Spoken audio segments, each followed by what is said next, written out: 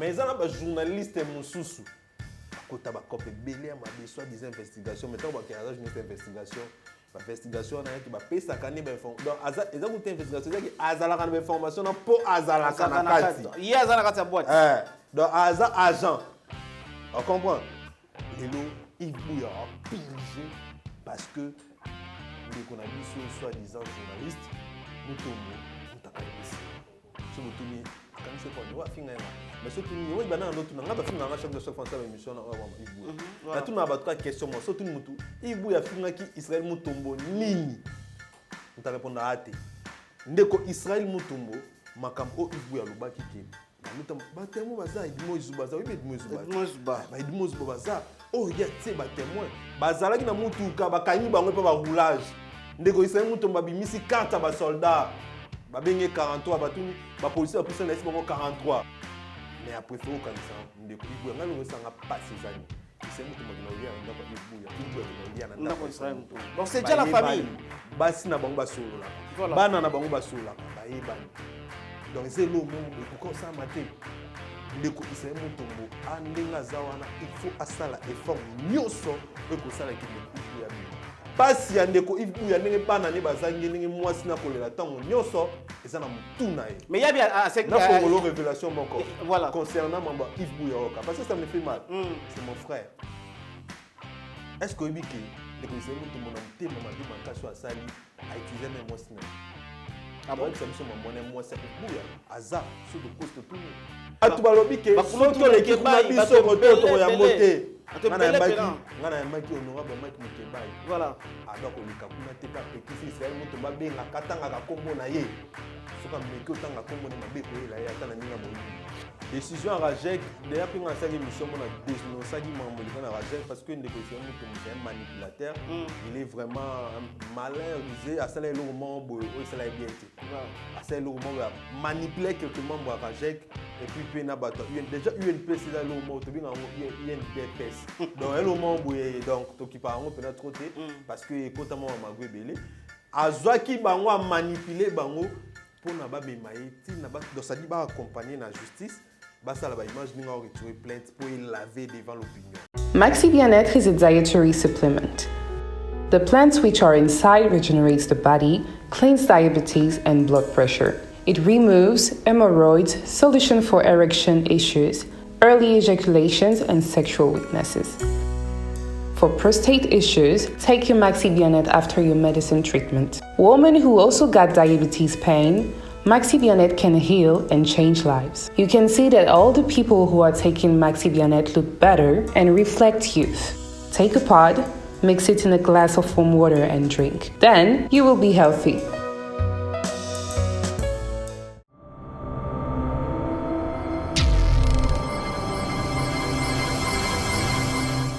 Bonne semaine à tous, mesdames et messieurs. Je crois que vous êtes là sur Nouvelle Tendance Télévision en train de suivre votre émission également. Nous ne pouvons pas continuer cette émission avant, sans pourtant dire un mot, sans pourtant dire donner beaucoup de courage à nos frères et sœurs au bazar à côté à Est de la République démocratique du Congo. Nous sommes ensemble et du cœur avec vous. Sachez que pas ces comme la binokuna et ça a ndenge moro biso pe toza ko sentir à la Kinshasa. Nous journalistes qui nous sommes alors apport na biso tokoki ko contribuer na makambo na ezali ko panza sango ezali comme au Italie était soutien na FARDC to moni mikolo batu nyonso. En tout cas batu nyonso pour na wana na beteli vraiment ba congolais maboko parce que par rapport à la motivation bazui pour na soutenir ba FARDC ba ko défendre Congo face à un ennemi vraiment bravo pe sincère condoléances na ba famille nyonso oyo ba ndeko na bango ba soldats ba kufi tout ça vraiment de cœur na bino c'est bon bien c'est trop bien mutu akufa na front parce qu'ils ont défendre un intérêt ya mboka mais comment la kena mutu mo na gouvernement après avoir koyiba mbongo ya l'état ayibi akufi ya okendeli felo ye pena okendeli felo mais au moins ba soldat na biso mutaki ko kufa na front donc azana kanda bi ke non c'est mieux na kufa ke na mona ka pays moko et ya ka ko troubler biso na kata mabele na biso moko donc ça fait pas bien comme je le dis.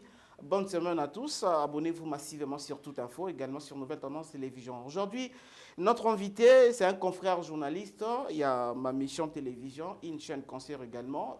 Il s'appelle Wechi, avec lui, nous allons un peu brosser toute l'actualité. Tout le monde qui depuis la semaine passée. Et puis, Biso, journaliste, comment tout ça s'est comporté. Apport Nabiso, Namagambo, tout le monde à Congo, est-ce que tout ça contribue peu dans les bancs?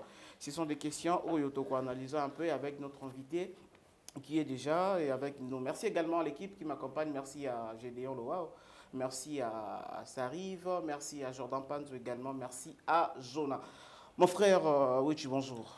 Bonjour Ndeko Nangai, matondi mingi po opesinga lisusu opportunité ya koleka na itando na chaîne na biso pour na koloba o ezali ba actualité ndo lobi mingi mboka parce que oyebi ke to kolekisa ngonga moko très pénible pour na mboka na biso ongana ko bengango tragédie parce que ndena ko sono boyanga papa azakuna akobeta pena masasi.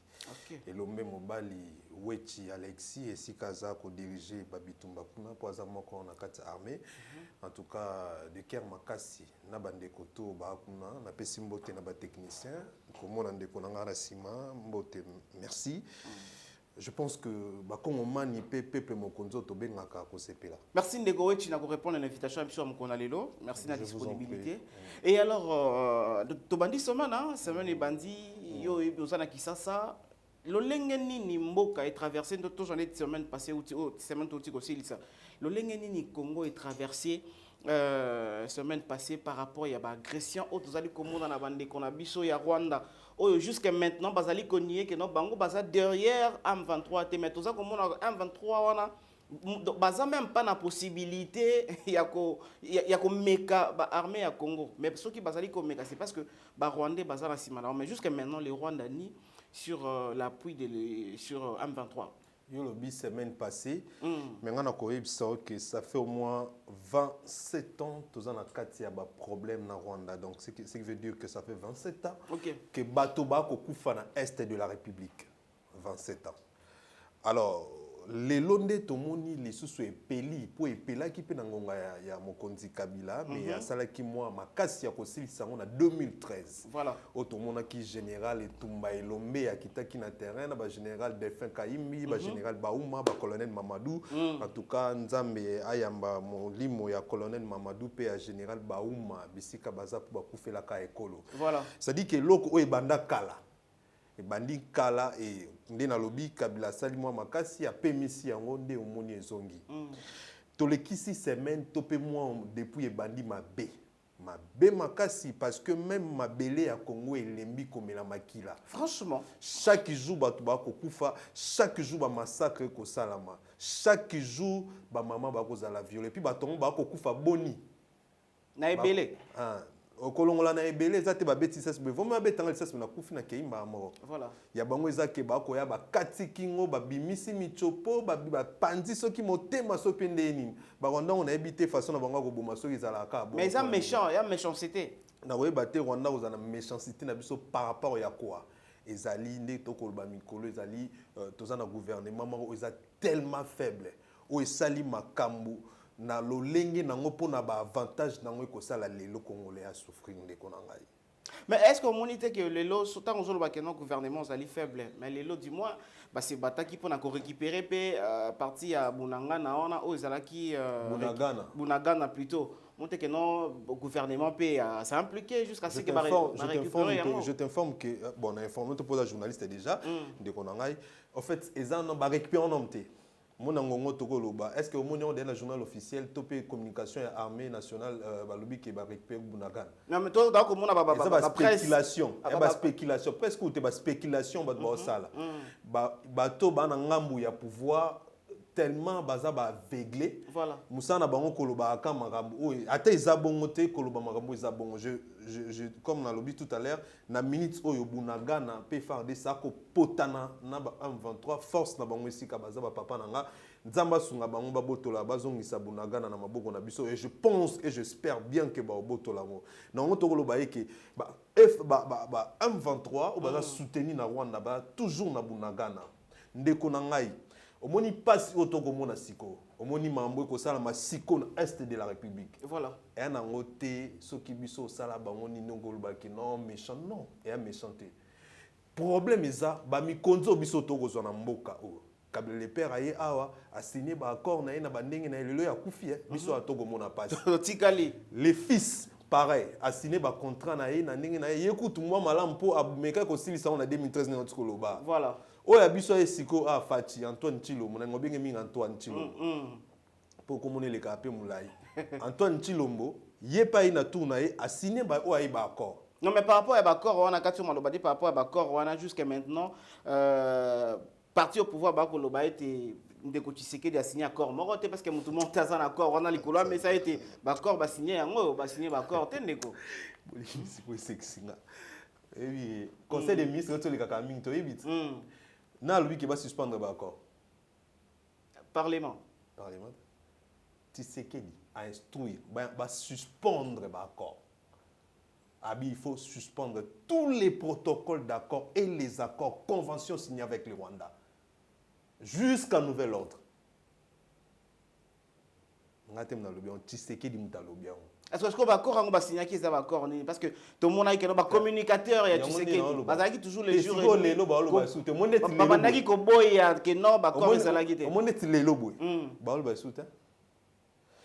Ezande montant ton ebisa Tshisekedi ke ko signer ko zongisa amitié na Rwanda te Rwanda linga biso te Rwanda luka toujours mabeleo bon balobani diplomatie agissante bon balobani que non il faut tous aller na bonne voisinage tant au pekisa Tshisekedi mama ba Uganda tout ça to ba linga biso te ce sont des nilotiques tous ces coins là ba envie en mboka na biso bon babi non il faut tous aller bien na ba voisin na biso moni le to sukia barana retaka makambo ebele au montant ba ninga msu ba ko kanisa pona mboka ba ko tanga ba ko luka comment est-ce qu'on peut faire pour notre pays bon ba toujours na santé ba oganga Fati Beton mukwa tombolo au départ banda pe Beton to éviter et puis nga sepela teni ba binga président mboka na Beton pourquoi bo bingi Beton on ndeni yete Beton a mélange à zelo na ciment na kayas c'est-à-dire maintenant Beton est makasiti et quand mélange à zelo na ciment et ouais ba biso que non mutu ne koti zelo et bingi la sani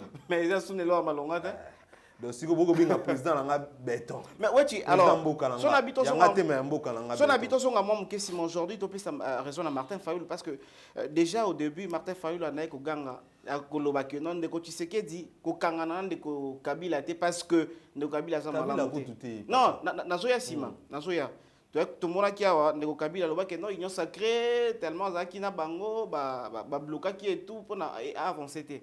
Également Fayulu a koloba toujours que non ndeko Tshisekedi plutôt que ça na ba accord mon côté ko ya ko luka sécurité à Congo na ba voisin parce que balinga bisoté l'autre pisa Martin Fayulu raison là Martin Fayulu ka atteint batu ba ebeli ba telemina makamwana na opesi mbote na Alain Bolodjoa OK baza bato ba telemina makamwana makasi tongo baloba na ngisa mona moto kwa Boketu eko kamusanga lelo je confirme que Boketu a l'équipe président na biso na politique.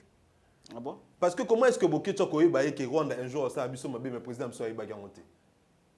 Comment est-ce que biso ngai na yo batu tout oyeba que Rwanda un jour balukela biso mais Tshisekedi ayeba gangote. Mais ya yeba que juste ba stratégie kaka ya koyeba ndenge ya prochaine mais gangote mais biso to oyeba que mona ba stratégie on a tout oyeba que un jour Rwanda et que ça la biso le problème c'est quoi? Tshisekedi a signé les accords pour son intérêt à lui-même seul.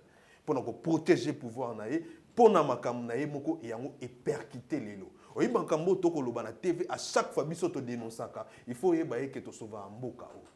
Dingi ande ko Alain Bolodjoa lobi il y a beaucoup des informations o batu balobaka et utara pena kati ya pouvoir. Boloba soki bolobi te akosala on peut te pekisi ayo kité. Monsieur Tshisekedi a signé ba corner monsieur le président de la République Antoine Tshilombo a signé ba corner na Kagame qui n'est pas respecté et en ce moment c'est na sur la bino on ne se gosamana est et ça revendication à Kagame tango est-ce qu'on koyeba ke Kagame singaka atonga cité mo na Congo na ngambo ya Congo Tshisekedi a ndima déjà mais biso boyaki oyeba pourquoi c'était pour son intérêt yaye na ba contrat na o ayeba ki ba accord na yeba ki rosala na Royaume-Uni pour na koyambaka ba immigrants o anoza 165 millions de ba opesi la yango 165 millions de dollars chaque fin de mois et pas na place au temps ils ont quitté il a déjà négocié en avance avec Tshisekedi pour atonga cité on a ba to tant boya ba renova na et Tshisekedi ndimene heureusement biso na ko dénoncer to ko dénoncer togoloba et salamate premier accord oui salamate Paul Kagame oyebi que raffinerie ya or et salamika mon bou e bani osala biso to siliki dans le baloba to ki keno alinga tongango awa etika Rwanda tika osala raffinerie ya or voilà to comment dépendre na Rwanda to dépendre na Rwanda te nyonso ne pesa Paul Kagame kanda et vu que ba corps nyonso o bango ba signer na auto ebite parce que ça secret toi les seuls pays au bacor ça la mara sans que biso population te voilà où ils ont normalité constitution pétition makas les accords signés et c'est ngaka eleka dans ensemble et l'équipe ensemble et puis ba publier en biso na journal officiel to yebi qu'est-ce qui se passe qu'est-ce qu'on a signé avec le Rwanda nini o biso to na Rwanda et biso tuka ko ba rien to ba victime ya ba biloko ba kabila ba les pères à ça les fils à ça na o le long de Kochilombo sali. Mais monsieur Félix, après 37 ans de lutte, il y a eu de pèse. Est-ce qu'il y a ça qui montre vraiment qu'il y a les lots que ça là-bas na Rwanda? Oh, il y a depuis que non depuis tout le temps il dépêche qui na pouvoir. Te Rwanda a nyoko la rabiso. Boka mo ta il dépêche ka ko signer na Rwanda. Boka monter na monsieur Félix Tshisekedi. C'est un phénomène animo ya mal. Na ndenge nini? Comment est-ce que yé Tshisekedi ndingazana ayebisa biso avant comme on a pouvoir que na osala na ozong sa na osala na voilà a comme na pouvoir même ayebisa biso abini alobi que non en tout cas mamtu na ndo ba na opposition parce que na ba réalité na mon réalité sur terrain na mon mamsusu ce que yo ka mwande ni tango que signer ba ko na na mama onzo anembo ke kufa Oruka mwande ni mutabongo tango que changer na ye bongo. En fait, moi je pense que moi je ne crois pas que monsieur Etienne Tshisekedi à son vivant aligné que moi na azala pol azala o azalelo. Je crois pas. Soit azalaki alinga lingate que candidat présidentiel les alaya ta ya comment ko makasa ngata mutu mususu. Êtes-vous sûr que non les pères pardon Tshisekedi le père Sozaki vivant alinga lingate que monsieur Tshisekedi le monde à pouvoir. Oh mais ça incompétent.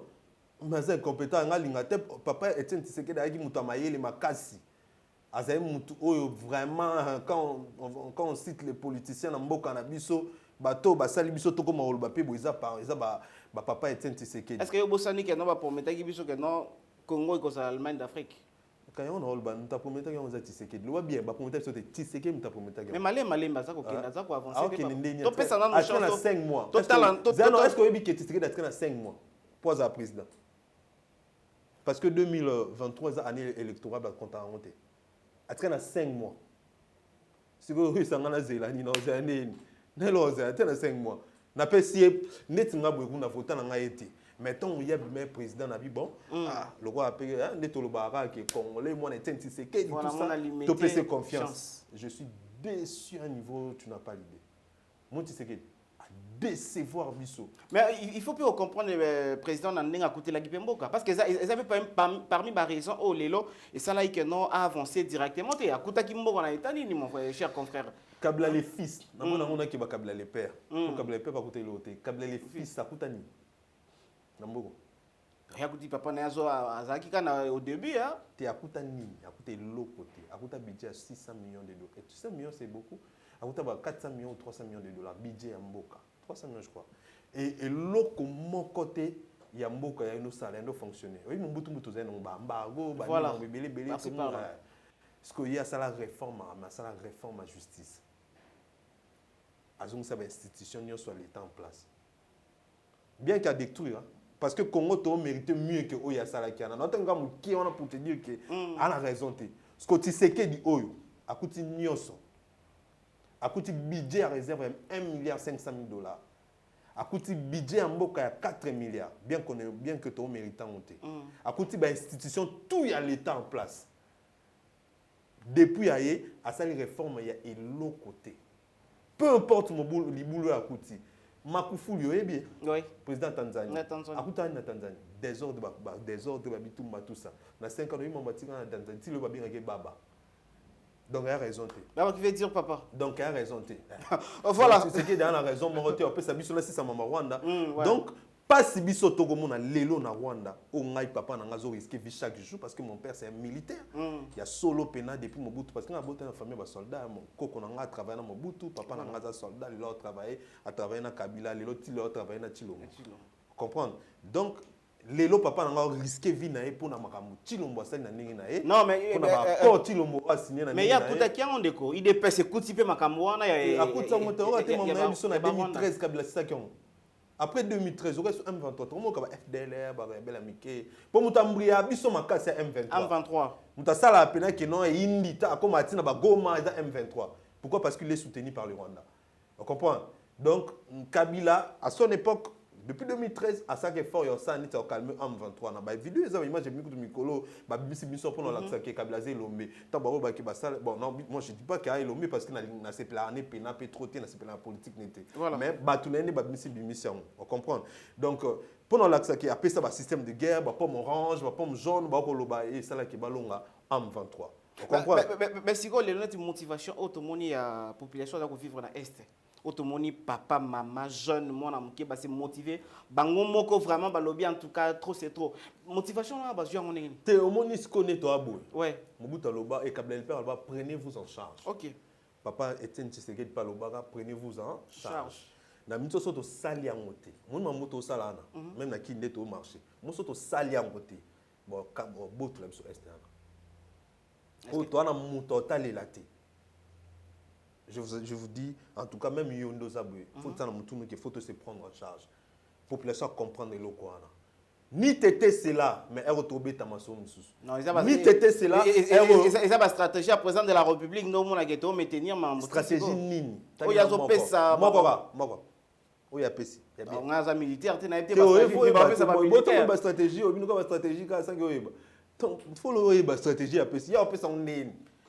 Il y a pesi stratégie nini. Oh stratégie après ça état de siège. Oh simbate. Oh mbongo belé bimati lelo et aboutissa rien. Oh boti sous M23. Stratégie après ça qui les amants qui non ça ba négociation à la con excuse-moi na Kenya. Oh abouti on a rien. Oh par contre et pelisi sous moto et les loso tozaboué. Et ça pour na mamna. En fait mon moment autoza pas sur tout le monde. Le président place à Sali. Il a compris qu'il y a quelque chose à l'erreur au Kamboka. Ah, déjà, na signé déjà na Sali Boudiana. Kagama Sili qui il faut respecter l'accord. Et biso siko to bimba victime. Dans la mitoyo, bana Congo nyonso ba imboka tout ako subir, biso nyonso makambo oyo ndeko Tshisekedi ndo signé na ndeko Kagame mais yende a respecter ba corté. Oui, ou bien Rwanda ndazo respecter ba corté. Rwanda ndengezana chaque jour na vie na etanga la mukarizo na afuna zo est. Moi vie na mo ga été Uganda bango nyonso wana ba reva est na niveau mabe. Bango il faut ka est. Vous comprendre. Voilà. Alors, nakoluka est na bangwana ba à chaque fois toujours un président au monde entier qui va président tout soit sur pouvoir qui na Rwanda. Avec camarade comment camarade rwandais. Oui. Et bebanete.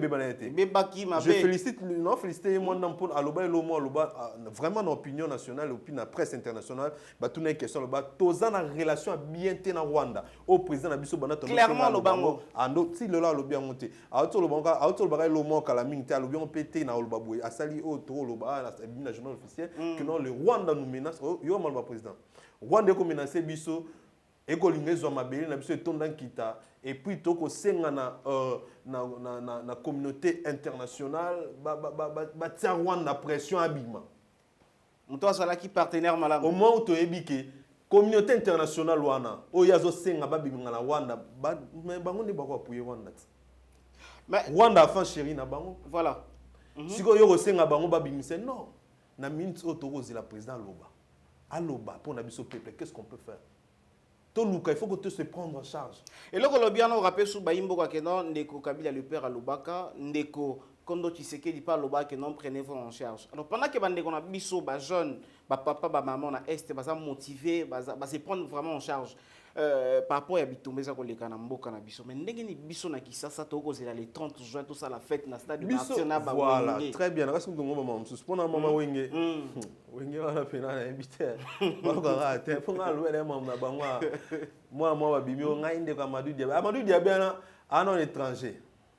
Un étranger bi voilà donc oui asa étranger asa 50-50 asa étranger asa na souci tel ko la ngana yo ya Congo voilà très bien na loué maman mutumo boye abimi on a porté au plainte ngai ne ko Amadou Diaby ko te ma wenge non il a porté en plainte qu'on a mon plainte en monté la télémilon ma casse Amadou Diaby aza étranger makambo ko lekana mboke ko sala ye eloko etali ete oui maman le gars ya za business man ndenge biso to kufa kuna ndito ka pasi ngana obo ndenge kutu boye papa na ngaza kuna ngai oh mikolo so sambela ka fo sambela baleki na ngai bakana Goma parce que mon père avant na Goma mais akena chaque jour kuna parce que musala na aza commandant d'opération on se comprend donc pas son ngana yokana oyo soka donc ye Diaby wana soki Diaby etali ete il est venu faire son job à baluki azimbongo ne atina pocha kei problème eza na ba musicien na biso baza ba inconscient mongo to na ba musicien mo inconscient na ebité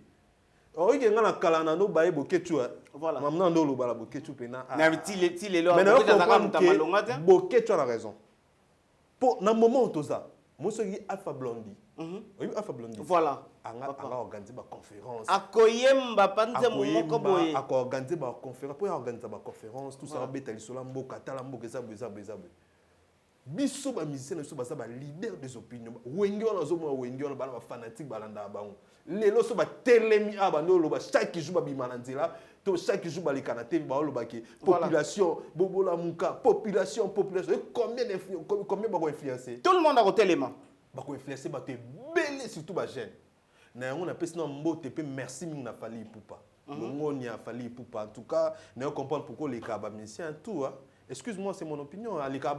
Nani? C'est qu'il a fait. Kino na Goma papa Goma route ya pour ça une pembe na Bunagana parce que base militaire pembe o ya suko eza pembe na Bunagana akio ça va vivre.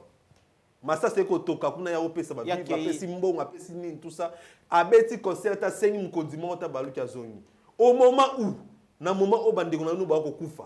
Bino bo linga bo beta je t'informe que mbongo de bazine na mbongo oui pourquoi le système mbongo ebe conseil beta pour bazo reste mbongo etikalaki donc bango ba talaka bango etali bango mais babi nini mbongo oyo bima na concert wana ba mpi ça les formes ba otina une grande partie qu'on a STP qui c'est concert en fait ni big saloba concert en fait chat ils ont fait les non ba 5 000 à mascarade ba 5 000 un mascarade ils ont fait les mbongo wana za mbongo Amadou Diaby tu vois ce que mbongo wana bimi ebimi oh bo éviter que mbongo ne bimi na ba gouvernement na bino yebi onte mbongo Amadou Diaby na mbongo loger ba mise toi wenye na Béatrice donc mamba concert wenga les Amadou gouvernement pas en cima Amadou Diaby na mbongo pesa na ça nous ba analyse Amadou Diaby ana mbongo pesa chaque mise $150,000 il y a avance ndeti ba jibi ba 300,000 ba 150,000 150,000 il y a bien bandi business ni ma production ya azu yango wa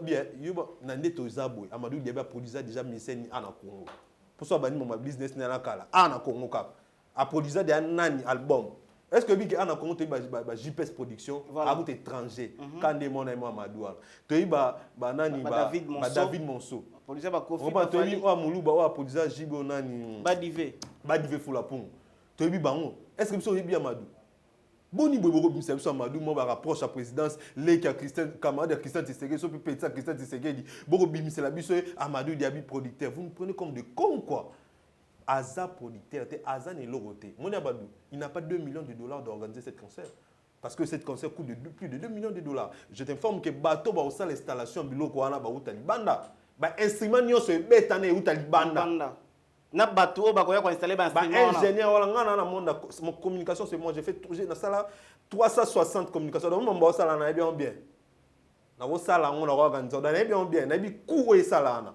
il est dans le 1 non mais ça ba partenaire na ba Brascol ça ba partenaire moi belé partenaire Jonga Siko quand même avant un mois concerné ba suis partenaire ce qui veut dire que la préparation des bananes avant partenaire na bango yoka oyebi maman des arts partenariat na sponsoring des arts ba pesa sumbo mingi tenir premier ça lui charge à publicité africain ça lui charge so ba kit so pia bani voilà l'argent mais je vous informe aussi bon pas vous informer mais na ko enrichir yo pendant que leki na bango Youssoufa wa soki déjà mbongo ya kasha ke ne ko beta na Rwanda ako zongi sa mbongo wana ya watu basoma soma ki ba billet patriote Youssoufa patriote et dadjo Yo ba misia poto na ba ka moi bien. Yo moni na ba poto au tang noté mais mon ka environnement hein. Voilà, dans mon environnement donc ils ont raisonné ça la qui raisonné bien.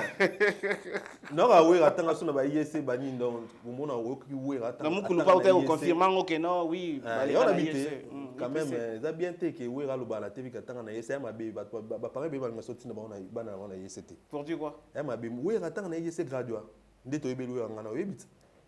Si quoi a gradué à IEC.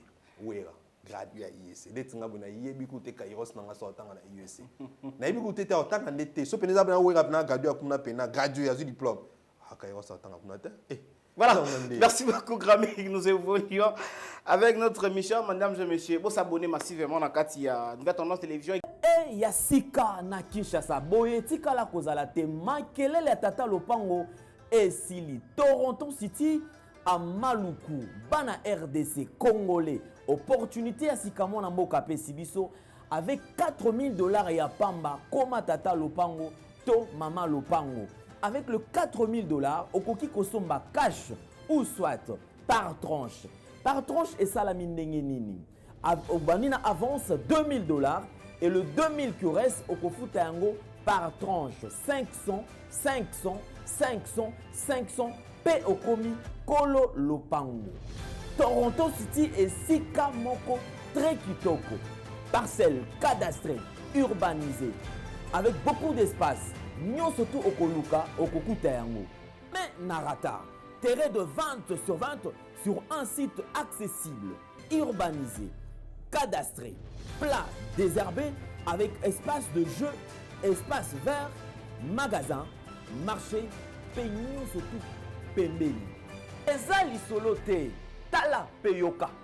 Alors, tu as une concession, Toronto City. Tu as une commune à Maluku, dans la ville province de Kinshasa, dans la République démocratique du Congo. Et c'est une concession Toronto City. Et après avoir commencé à étudier surtout, il y a immobilier, foncier et tout.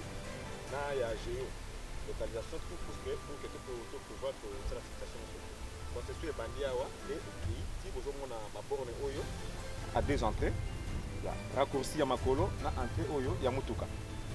Donc, raccourci à Makolo, c'est-à-dire à 15 minutes, vous êtes déjà dans Makada. Oya Moulaï, c'est juste pour dévier, pour que les la fiable, de c'est ça. Dans la situation, surtout, nous avons les avenues, les grandes avenues de 8 mètres et des directions plutôt de 8 mètres et les avenues de 7 mètres. Alors que la parcelle Nabiso Ezali, il y a 20 mètres sur 20, ou bien 400 mètres carrés. Voilà, du fait que nous sommes juste à l'entrée, nous sommes National Cameraman pour que tu visites nous surtout. La réalité, vous voyez, les bornes sont là, les bornes cadastrales, et puis tu peux visiter nous surtout, parce que c'est quelque chose à Moulaï. C'est quelque chose à Moulaï, est tellement facile. Komi Tata Lopango, Tona Komi Mama Lopango. Yoka pour tout contact, je précise bien, contact Yapoto Ezali.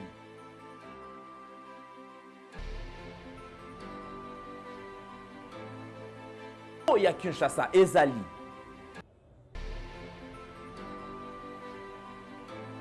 Mbongo ya muke avec $4,000 au komi Tata Lopango, to mama Lopango.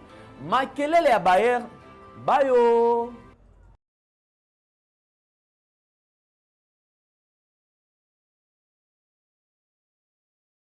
Bon, merci. Également Nabino Batbozali tu as commentaire Nabino na yabi que no ebele pe baroya quand ndenge nani wetia lobi to mona bande ko ya ba madu baroya to mona ba 100% je suis wenge bakoya na ba différents commentaires mais c'est notre travail musala obiso photo sala yango concernant beta do mo biso ndo les 30 jours to tambola na nzela to zana ba étudiant to zana ba activiste nga ko mema caméra na nga to kenda ko pekisa concernant beta mbolo bana wenge bako mezo fitira ah bana wenge bango ndo na bango chasse ya biso nyonso boye nga kuna oloba na chilo mona bangete e bongo siko bana wenge mais frère bango baza ba musicien seule contribution na bango pour na mama mboka ezaka musique o ko beta ndomolo kuna na biso que seule contribution na bongo na to peut tangino Alpha Blondiat ba ebele obi ba kufa na Afrique du Sud ba bomela ngai na lela chaque jour nani wa ba Lox na biso nani Wycliffe c'est pas Wycliffe c'est il s'appelle comment encore comment il regarde toi avancer Johanna beta reggae wala et comment il faut aimer la mboka et dit moi freedom asante moi freedom et liberté tout ça Et il dit moi surtout linga mon faut donc clip na ngopé on va poster des trucs sud-africain on a na parterre des alaki on comprend ah fana vivre parterre douane biso to même qui là révolutionnaire voilà parterre douane tout ça donc on appelle combattant tout le monde et révolteur déjà ce que yebisa ba wera ba embara nini jiba embara nini nzambe nanga jiba ema éducation mon frère ema éducation oh et bon c'est là c'est ceux qui ont une éducation là. Oh mon cher.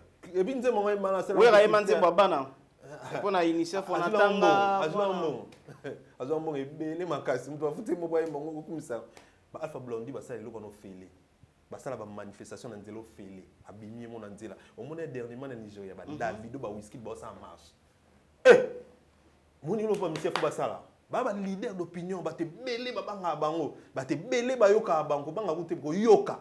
Ba yoka bango neti wera ba ngam ta ba shege. Moi on a ça bimi comme un ta ba shege bon. Voilà. À lobby makam non mboka bien te faut que ça ba marche ba manifeste parce que ba marche ça ba manifestation tout ça là et alerter monde. Monde oui. Ba so comprendre biso ba comprendre que on souci na biso ba soutenir Rwanda. Voilà. Mais ba comme na mo ba réserve au monde États-Unis la fois passée tout ça ba marche belé à lobby. Na condamner le Rwanda. Tout ça ba marche belé France à lobby. Donc ba biloko wana ndeto na besoin. C'est ce que wera JB tout ce monde là ba ko ça la siko. Mais malheureusement pour nous, quand on a tout le monde, on a la carte, on a poste, on a on se dit bazumbo wala. Akaba na gotana moi c'est moi la string ya no binene lo. Tout à la ba jana. Tali bumugaya avant moi c'est moi binene lo CP là tout ça. Voilà, merci. $100 ba descendre mbonga mboka. Obike biso pe na mambo pe biso pe presse, ba journaliste. Oto sala rapé mon analyse pe ya politique to bike no kuna na ngonga oto to beta masolo bo na ngonga o kuna ya tambola malamu te bo biso pe to apé na part na biso entre biso pe nanu est-ce que to ko beta na lisolo makambu ya ndeko na biso Yves Buya to komi na ngwabi Yves Buya mon frère force à toi Yves Buya l'homme de toilettage technique voilà yanga motema bon na minute dossier dans la fixation bien là mon comme dossier dans la fixation moni. Tant que je suis journaliste, on a fait qu'il y a des journalistes et des journalistes. Moi, je me souviens de biso to vivre kana boulot. Kana boulot. Nga vivre kana ma communication. Ko so ka awa. Micro abatenga caméra micro na lobby esi na suka futinga. Voilà. Na zui cop na ma organisation mo na ke pour na boulot na. Ke na sali show tout ça bon bon na organiser le mo boye tout ça parce que je fais la communication 360. Na vivre kana o. Mais ça na ba journaliste mususu. Kota ba copé belé ma besoin des investigations maintenant ba kiaza journaliste investigation investigation na yaki ba pesa kani ba information donc eza ko te investigation eza ki azala kana information na po azala kana kati il azala kati boîte donc aza agent on comprend donc ba journaliste tout est bandé moko lelo Yves Buya a purgé parce que ndeko na biso soi-disant journaliste mutombo mutakangisi so botuni quand c'est pas nous finga mais surtout nous on banana notre nga ba finga nga chaque fois ça émission na Yves Buya na tout na ba trois questions moi surtout mutu Yves Buya finga ki Israël mutombo nini on t'a répondre ate non abi akosela ki makambo akosela ki makambo abi ko finga akosela ki makambo bon ça va aleka est-ce que Israël quand tu vas bien non Yves Buya mo besoin le kuta kosela nga après bon albert ko fingele ki na ki passe nana mwasi nana bana passe leki na kokite na kangisi abi bongo habite que non à cause ma so mbala tembe pena que Yves Buya excuse-moi Yves Buya ba ya lokuta fa ba Yves Buya ko sele makam est-ce jamais ko le canate ba Yves Buya ko senga makam Yves Buya ba lokuta abi bongo te abi ko finga mais ngasko na otuna Yves Buya fingier nini bon bien que nous soit na loko wana donc ndeko Israël mutumbo makam o Yves Buya lobaki ke ba témoin baza Edmo Zubaza oui Edmo Zubaza ba Edmo Zubaza oh ya tse ba témoin bazalaki na mutuka bakangi bango pa ba roulage ndeko Israël mutumba bimisi carte ba soldat ba benge 43 batuni ba policier ba pousse na isi bango 43 ba policier comprendre quand code azu code voilà ba laxi bango carte sali en plein service aleki makambu ndeko Yves Buya lobaki yango wana ko admettre que azaki témoin azalaki que ceux qui eza lokuta Israël mutumba exception que eza lokuta aso biso bana mamoni bandi atika exception te que eza lokuta mais a préféré kanisa ndeko Yves Buya ngalo sanga passe ezani Israël mutumba kino lia ndako Yves Buya kino lia ndako Israël mutumba donc c'est déjà la famille basi na bango basolo laka bana na bango basolo laka ba yebani donc zelo mongo ko ça maté ndeko Israël Mutombo andenga zawana il faut asala effort nyonso ko sala ki ndeko Yves Buya bima pour le londe to kolba boye pasi ya ndeko Yves Buya ndenge bana ne bazangi ndenge mwasi na kolela tango nyonso eza na mutuna ye mais il y a bien na kongolo révélation moko voilà concernant mamba Yves Buya oka parce que ça me fait mal c'est mon frère est-ce que obiki ndeko Israël Mutombo na mutema mabe makaso asali a utiliser même mwasi na donc ça biso mamone mwasi Yves Buya aza so de costo tuni parce que Yves Buya yeba déjà que ba kangaye tant ba mamongi bi mieux que biso to informé déjà batem na parler bon na ba tamana lukandi na affronter justice pour mamongi là voilà moi si à Israël Mutomba beni moi ça Yves Buya pour na que non maman en tout cas ça papa bimana e lo rezate na sona papa ah en tout cas retué déjà non maman tout c'est bon zokande za coaching zokaki coaching au mon niveau comment est-ce que mutongo na un envers ndeko na a côté na baso na ba innocent c'est-à-dire à côté na famille wana moi c'est Yves Buya mutaolo bango est source nanga o mamna olo ba moi c'est Yves Buya tanga bimi bakangi Yves Buya jour tanga Yves Buya bakangi donc il était déterminé au Kano il faut quand ça bon d'après tout plutôt à lobby Kano à limbisi ne ko Israël a bien limbisi ba ko finga nyoso ba malobatu à limbisi a retiré de la place rappelé que ba fini était ya mo limbisa mutu ya ko limbisa mutu non limbisi déjà bisonde ko photo limbisi a retiré plainte a retiré plainte pourquoi yo tali ba TVT yo tali YouTube ne inda kate total a su pression et fukamisi ba désabonner na chaîne na a comment ça va 23 000 viat yo moto moi un musicien. Oh, il sera ça la 20 000 vite. C'est là ça en tout cas. Bon solo pendant 3 jours. So betelo en tout cas qui n'a. Il y a bête à 50 000 vies, n'est-ce pas, ça va 15 heures à bête à 50 000 vies, incroyable. Vous comprenez? Côté en tout cas biso stoyebi. À Kiti, plus de 60 000 abonnés, bah c'est désabonnés. Bah tu vas bailler, bah politicien belé bah l'éducation na plateau na été bah. Ouais, belé pena. Bah tu vas lobby que soto l'équipe na biso retour to ya moté. Ngana yamaki honorable Mike Mukebai voilà aba koleka kuna te pa pekisi Israël Mutomba benga katanga ka kombo na ye soka meki otanga kombo ne mabe ko yela ata na ndinga molili mais ndeko quelque part point to mona kama be Israël Mutombo to mona peine de copé na ndinga ko misa ba vérité mususu na français ba loba toute vérité n'est pas bon à dire question est bien pour pena na fongola ba kongo mani ba ba souté ba ibité mwanda ma parti nabi ngana to ba camarade Yves Buya na Israël Mutomba ba camarade ba lien na zo ba lien ba mila ba kina ba boîte ba ba pour ba chupa tout ça ensemble ngai na zui kopa musala ministère ya tourisme modéro Timba azui a bengi ndeko Yves Buya voilà pour na bakenda musala na Espagne ndeko Israël Mutombo toi qui es mon ami ozo pekisa obiki non ya finga président comment est-ce que vous benga e otini message qui non a ndeko Yves Buya lobaki atini message qui non a présidence ezongi seli ndeko modéro Timba pour na ebise OK na epo ani bakati ngana osepa na jamais Dubaï na juste comme monsieur ya Dubaï ya ninga gouvernement OK ce que ça songi parce qu'à ce moment là il y a one Dubaï si mettre pour Jean-Lucien Boussa aza privé à Yves Buya ndalo bia petit okokende gars peu importe toi ba est-ce que vous avez un est-ce que vous avez un plan? Tant qu'il n'y a pas de temps, c'est au côté de la plan. Et là, il est révolté de Yves Buya. Il est petit qui n'a pas été et ça par rapport à Makambo, Oyo, n'a pas été le Siko, Oyo, Yves Buya. On a vraiment expliqué Makambo tout. Fautif dans Makambo, Oyo, Israël Mutombo. Azam Tema Mabé. Il n'est pas gentil, il est méchant, il est mauvais. Il est méchant, ce monsieur. Alors, nous on doit présenter comme excuse, on doit se faire comme innocent, tout le bagage, on a la tirée l'ambert. Les mascarades, n'a pas eu pression chez les Koufa. Aller à na YouTube. Et n'a Koufa. Mon isamba la paix à mon père d'être long qui a. N'a pas eu à Koufa pression l'équipe m'a cassé, n'a pas eu à coquiller. Au fond de ça, malgré ça, pour moi, qui a ramté ma bé. Malgré ça, il y a quelqu'un qui a tué plein de canards pour Yves Buya en prison. Voilà, expressement. A retiré plainte, mais Yves Buya en prison. Dossier comme la fixation. Ça dit que dossier comme la fixation, attends, retiré. Moi, je suis et on a des délais, il faut retirer plainte pour Batikanga. Mais ceux qui déjà de l'année l'équipe, et comment ceux qui dépendent de notre, attends, retiré. Et comme jusqu'à appréciation un juge voilà que juge ne fois le bac non bon voilà nanding na sambi c'est le na kotiko qui nous soit na kokangata un mois kaka Pour moi, il y a une diffamation, acharnement, tout ça. Il y a 2 ans, une année de condamnation.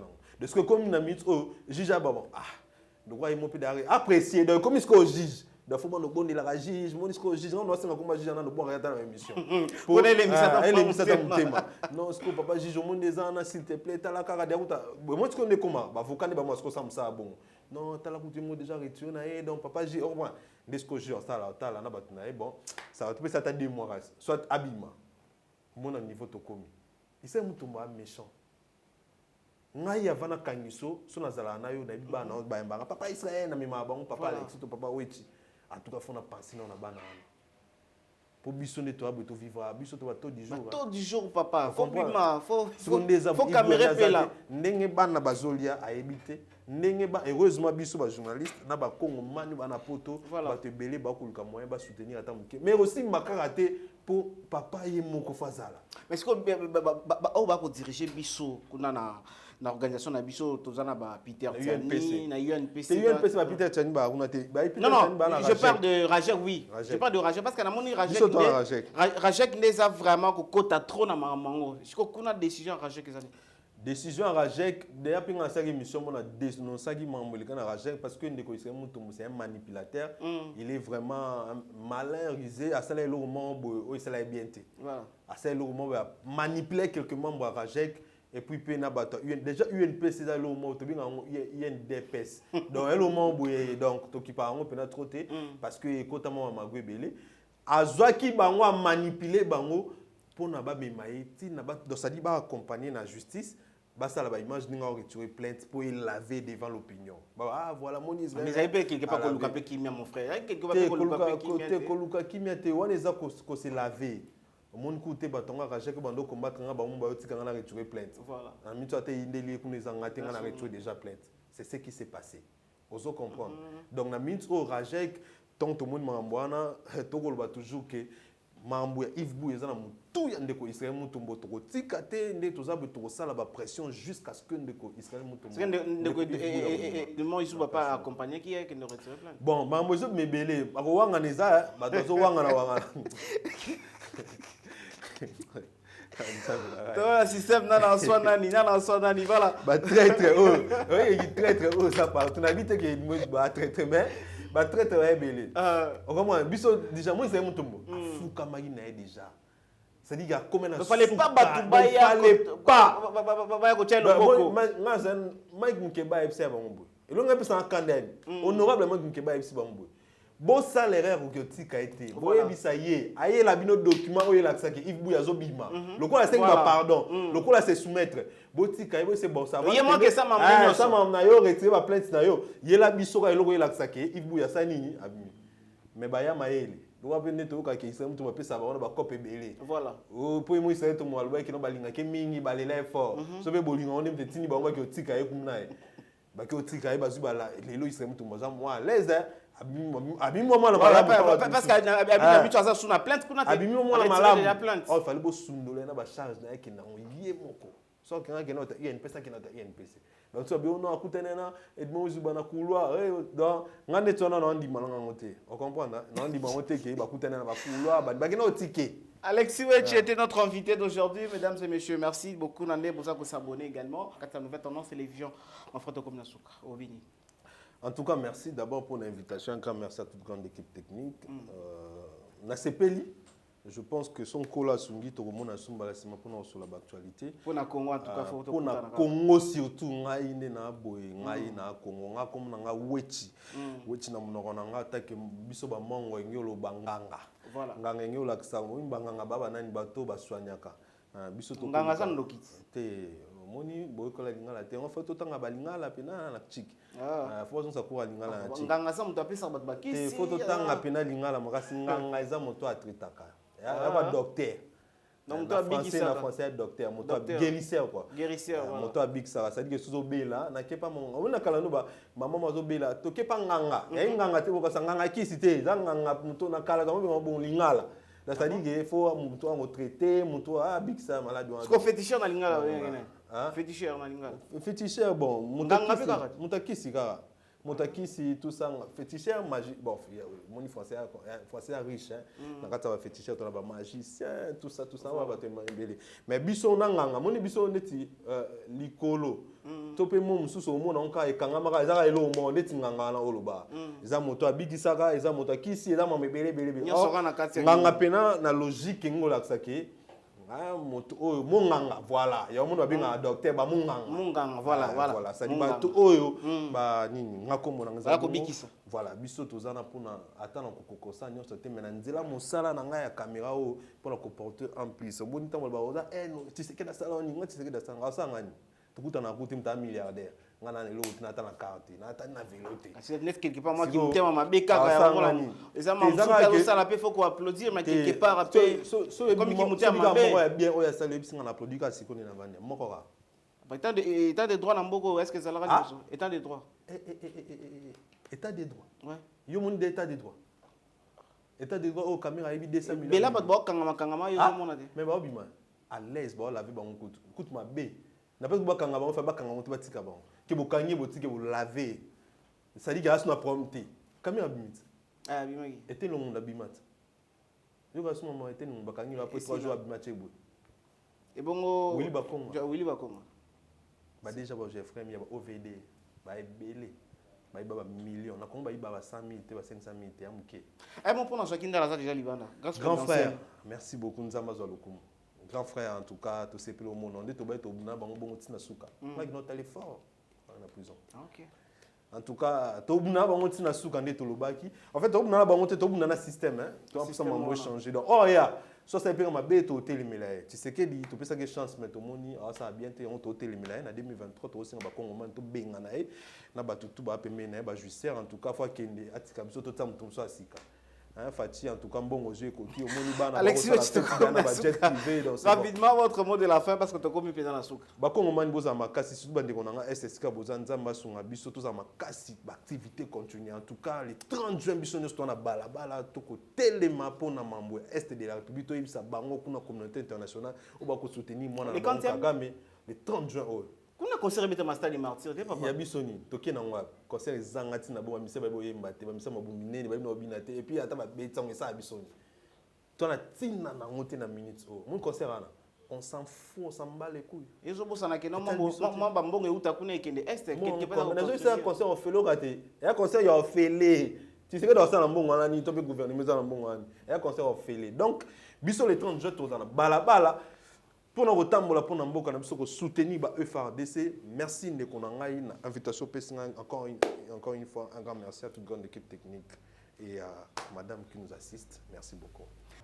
Tokomi na suka atretien na biso mon kolelo komi na suka merci na bino bo pesa ki biso attention na bino mokili mobimba merci na confiance na bino bo renouveler chaque jour na kati nouvelle tendance télévision également na kati ya tout info restez toujours branchés car nos programmes continuent. Quant à moi je vous dis au revoir. Merci na Gédéon Loa, merci na Jordan Panzou, merci na Jonah Lapana, merci l'équipe Mobimba, merci na babonné ni son apisi mo mbote, merci na ba commenter dans les bons bien dans les mal. Je vous aime beaucoup. Au revoir, à la prochaine.